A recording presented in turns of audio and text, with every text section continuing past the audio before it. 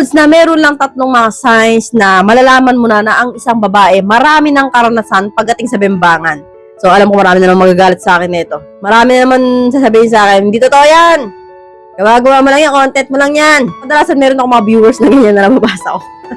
So, alam niyo, Lods, ang signs, no? Kunwari, nagbigay ako ng mga signs na 5. Magiging totoo lang po ang signs, no? Kapag sa out of 5 na ito, meron tumamang 4 o 3. Pero kung isa lang po ang nakuha nyo dyan, no? Hindi po magiging totoo yan, no? Kaya nga po senyales, signs nga lang, di ba? So, kapag po nakuha nyo po lahat yan, yung signs na yan, posible na nangyari yan. Pero kung isa o dalawa lang yan, medyo tagilid pa kayo. O 3, 4, 5, yun. Posible yun. Maniniwala na ako. So, talagang nangyari yun.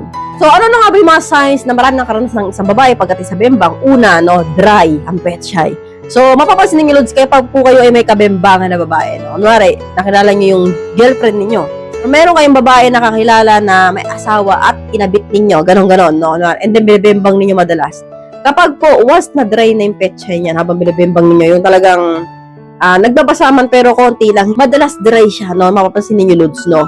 Alam niyo naman yung pag-dry, diba? Medyo hindi masarap at magaspang, no? Mahirap bumembang kapag dry ang petchay. So, iba pa rin talaga pag madulas. So, kapag po mapapansin niyo sa babae, madalas dry na, no? Ibig sabihin po, marami na pong karanasan sa bembangan niya. Totoo po yan. Kasi po ako, talagang babad na babad na ako sa bembang, kaya alam ko yan. Dry yung akin. Nagtatawa lang kayo.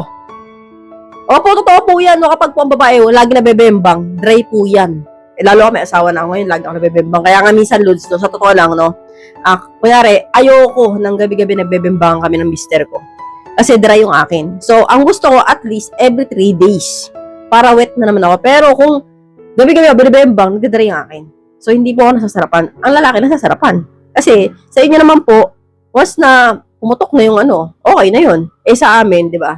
Sa amin, naka-enter lang pero yung sabihin mong nasisiyahan kami, hindi po ganun. So, kaya, Lods, kapag laging dry ang babae, so alam niyo na po yun. So, ibig sabihin, marami na nakabembang dyan. At sagana sa bembang nga. Sagana sa embutido, paborito niya. So, proceed na po tayo agad sa number 2. Pumapayag na kainin mo ang petchay niya ng bukas ang ilaw o maliwanag, no? Totoo to, Lods, no? So, maniwala kayo sa hindi, sa mga babaeng nanonood dyan. Kapag po ang isang babae napapakain ng petchay niya ng bukas ang ilaw, yung talagang gusto maliwanag, tanghalin tapat, or sa gabi bukas ang ilaw, talagang maliwanag na talagang gusto niya, okay lang na makita mo ang kaibuturan ng kanyang kuweba, marami na pong karanasan sa bembang niya. Bakit? Kasi po ang babae, Lods, na konti pa lang ang karanasan sa bembang, hindi po magpapain sa'yo ng maliwanag yan. Maniwala kayo sa akin, no? Ang babae, Lods, no, na marami ng karanasan, okay lang yan. Sige, tangan na pa to. Kainin mo at makita mo yung mga talahib dyan. Makita mo maitim niya, wala akong pakialam. Kasi marami na siyang karanasan eh. Diba? Ano pa makakaiya niya? So, unlike po, ng babaeng konti lang yung karanasan, talagang mahihiya yung gusto talaga yung patay ang ilaw. Kaya po, dyan pa lang, Lods, malalaman ninyo na talaga ang babae, marami na karanasan o hindi. Pagka talaga po payag na, pag talaga na ay pagmatigasan ka, patay ang ilaw ang gusto ko. Ayoko. Hindi ako papakain pagka hindi patay ang ilaw. Kapag po ganyan ang babae, ibig sabihin, mahihiya pa. Ibig sabihin, hindi na virgin, pero hindi pa ganun karami ang nakabembang. So, proceed na po tayo agad sa number 3. Ito, napaka-common na signs na ito, no? Ito po yung diretso agad, no? Pagka, once na binembang mo na, mapapansin mo walang sabit. Walang sabit, di tulad ng iba. Puro formal lang naman sila. Walang sabit, di gaya ng petchay ko. Yung mga ganyan, Lods.